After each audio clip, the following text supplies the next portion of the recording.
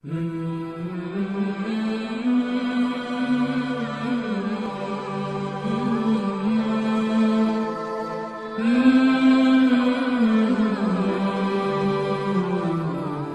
على الحبيب صل على سيدنا محمد.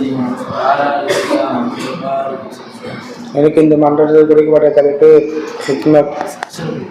காஜா மொஹிதீன் சிஸ்தி ரஹ்மத்துல்லாஹி தஆலா அவர்கள் தனது ஷேகிடம் உஸ்மான் ஹாரூன் ரஹ்மத்துல்லாஹி தஆலா அவர்கள் வீட்டில் 7 ஆண்டுகளாக அவர்கள் கல்லூரி சுத்தம் செய்தார்கள். அந்த 7 ஆண்டுகளாக சுத்தம் செய்த பரக்கத்திலே அஜ்மீரிலே அவர்கள் கொடி பறக்கிறது. ஃபைஸ் நாயகம் ஏற்றுக்கொண்டு சொன்னால் ஹைதராபாத்திலிருந்து 100 நாயகம் வராங்கள் என்று சொன்னார்.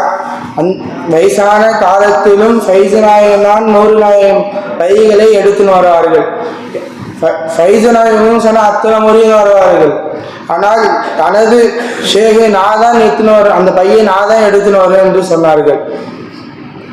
ஹித்மத் என்பது ஒருவரிடம் பணிவு ஏற்படும்.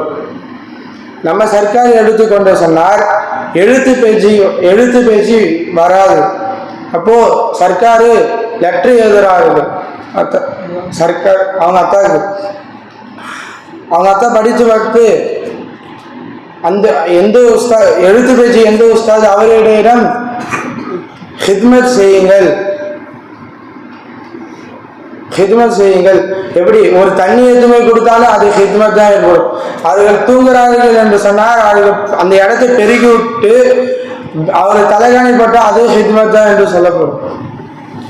அந்த ஹித்மத் செய்துதான் இருக்கிறார்கள். அப்போது ஒரு எக்ஸாம் வைக்கிறார்கள்.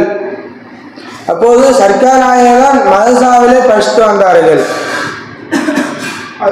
ரசூலுல்லாஹிடம் இப்னு அப்பாஸ் ரலியல்லாஹு அவர்கள் எவ்வளவு ஹித்மத் செய்தார்கள்.